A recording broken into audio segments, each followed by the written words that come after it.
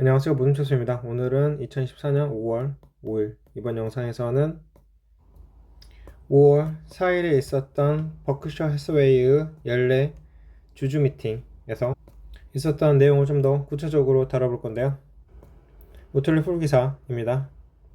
이 미팅에서는 애플, 캐시, 보험, 인공지능 등에 대해서 이야기를 했는데요.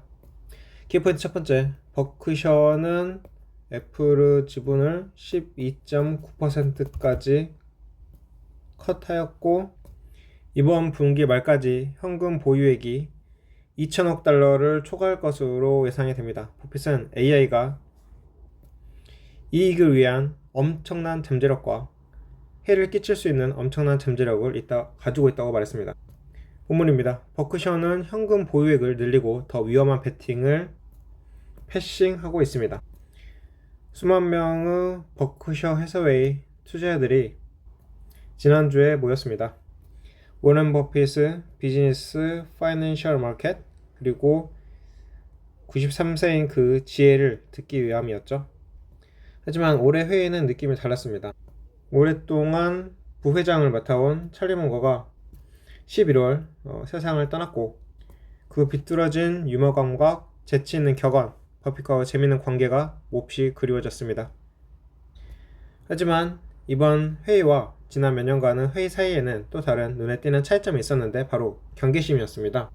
회의에서 얻은 주요 내용과 그것이 버크셔의 다음 활동에 어떤 영향을 미칠 수 있는지 살펴보겠습니다. 먼저 버크셔는 거의 13% 애플 포지션을 팔았습니다. 1분기에 1억 1,600만 주가 넘는 애플 주식을 매각해서 포지션을 약 12.9% 줄였고 이는 2016년 애플 주식 매입을 시작한 이후 회사가 최대 규모 애플 주식 매각으로 버크셔가 4분기에 매각한 1,000만 주보다 훨씬 더 큰 규모입니다. 버핏은 질의응답 세션에서 첫 번째 답변으로 매각에 대해서 언급을 했는데 자본 배분과 전략을 실제로 바꾸는 극적인 일이 발생하지 않는 한 우리는 애플을 최대 투자 대상으로 삼을 것입니다. 하지만 현재 상황에서는 전혀 개의치 않습니다. 현금 포지션은 주식시장에서 이용할 수 있는 대안과 세계에서 일어나고 있는 일을 구성을 살펴보면 꽤 매력적이라고 생각합니다. 발류에이션에 대한 우려, 시장 상황, 현금 포지션 구축을 원하는 것 외에도 버핏은 자본 이득에 대한 연방 금리도 언급을 했습니다. 버핏은 이 비율이 얼마 전 35%에 비해서 21%, 2019년에는 52%까지 높아졌다고 말했습니다. 재정 정책에 따라 세율이 인상될 수 있다는 두려움과 연방 적자를 줄여야 한다는 두려움은 버핏과 그 팀이 미래의 세율이 높아질 위험을 감수하는 대신 지금 애플 주식에 대한 이익을 결정하기로 한 또 다른 이유입니다. 보물 같은 현금을 쌓아두세요. 버핏은 버크셔 주주들이 부를 보호하고 늘리기 위해 그와 그 팀에 맡긴 믿음에 대해서 오랫동안 이야기를 해왔습니다. 버크셔는 상당히 위험을 회피하는 것으로 알려져 있으며 보험, 철도, 유틸리티, 코카콜라, 아메리칸 익스프레스, 애플과 같은 최고 브랜드와 같은 안정적인 현금 흐름을 갖춘 기업에 끌립니다. 버크셔가 사랑하는 또 다른 자산은 현금입니다. 버크셔의 현금 및 미국채 포지션은 2023년 말 1,633억 달러에서 1분기 말 1,823억 달러에 달했습니다. 버핏은 2분기 말까지 현금 포지션이 2천억 달러를 초과할 것으로 예상한다고 밝혔습니다. 버크셔가 더 높은 이자율과 무위험 자산에 대한 더 나은 수익 때문에 현금을 비축하고 있다고 생각할 수도 있습니다. 런치 브레이크 전에 버핏은 이자가 1%만 되더라도 현금을 쌓아놓을 것이라고 했습니다. 그리고 이 공이 던져졌을 때 자신이 좋아하는 공이 왔을 때 스윙을 해야지 그냥 마구잡이로 공이 던졌다고 해서 자신이 좋아하는 공도 아닌데 스윙을 하는 것은 하지 않는다. 이렇게 이야기를 했습니다. 이 말은 버크셔가 평소보다 훨씬 더 방어적으로 변하고 있다는 잠재적인 신호입니다. 이제는 보험에 대해서 이야기를 해볼 건데요. 복잡하지만 수익성이 높은 보험 환경. 버크셔의 기본 사업은 유난히 잘 나가고 있습니다. 버크셔 1분기 영업이익은 2023년 같은 기간에 비해 39.1% 급증했습니다. 이는 보험 사업과 버크셔 해사웨이 에너지의 이익 증가에 힘입은 것입니다. 새로운 규정에 기초한 보험 및 유틸리티의 미래를 논의하는 데 많은 Q&A 세션이 소요되었는데, 기후변화로 가격이 올라가고 자연재해로 위험이 높아지고 자율주행으로 사고가 줄어들고 보험비가 내려간다, 이런 것들에 대해서 이야기를 했다고 하네요.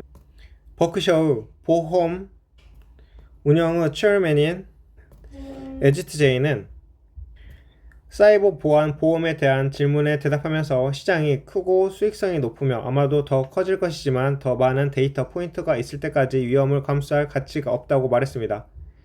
버크셔는 플로리다의 보험료 인상에 대한 또 다른 질문이 있었는데, 이는 버크셔가 기후변화, 막대한 손실 위험 증가, 어려운 규제 환경으로 인해 플로리다에서 사업을 하기 더 어려워졌다고 생각했습니다. 장점은 버크셔가 1년 간격으로 많은 계약의 가격을 책정하므로 위험이 증가하고 보상보다 커지기 시작하면 가격을 조정할 수 있다는 것입니다. 또는 제인이 말했듯이 인플레이션과 마찬가지로 기후변화도 올바르게 수행되면 위험 부담자의 친구가 될 수 있습니다. 자율주행차가 보험에 미치는 영향에 대해 버핏은 문제가 해결되지 않았다며, 사고율도 낮아졌고 자율주행을 통해 사고율을 더욱 낮출 수 있다면 사회에 도움이 되겠지만 여전히 보험은 필요할 것이다 라고 했습니다.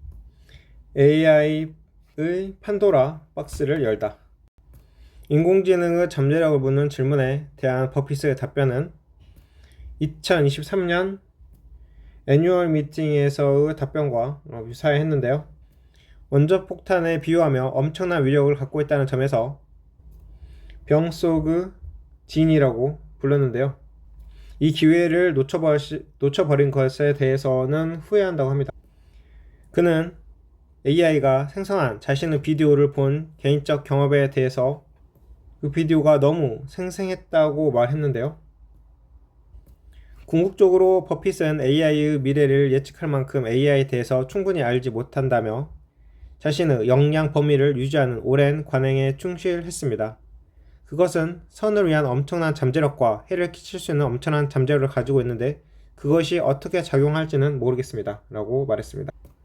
무한한 기회.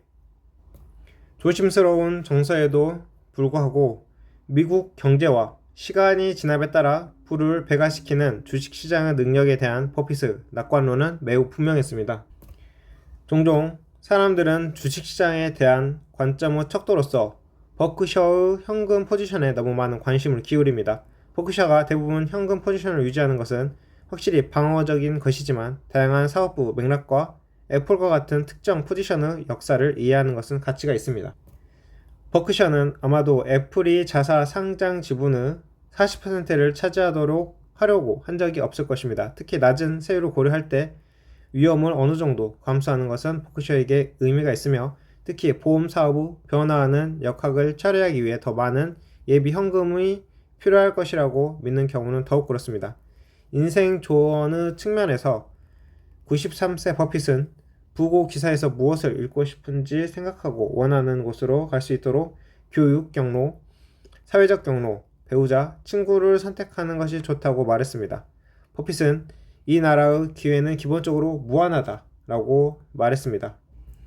투자에서는 시장 상황에 관계없이 재무 목표를 달성하고 균형을 유지하기 위해 허용 범위, 투자 목표 및 보유 자산을 조정하는 것이 중요합니다. 급격한 변화로 가득 찬 오늘날을 빠르게 변화하는 세상에서 원칙을 충실히 지키는 것이 그 어느 때보다 중요합니다. 자, 여기까지 버크셔 해서웨이의 연례 미팅에 대한 내용을 들어봤습니다. 저는 개인적으로 이번에 후계자 발표가 있었고, 그러면서 애플의 지분을 상당 부분 줄이면서 본인 업적의 마무리를 하는 그런 수순이 아닌가 라고 생각을 하는데요.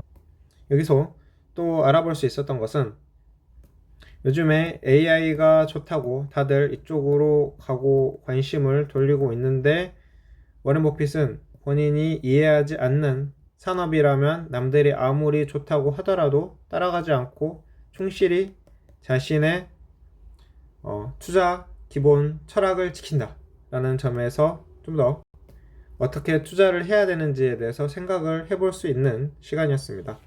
자, 이번 영상은 여기까지 하고 마치겠습니다. 감사합니다.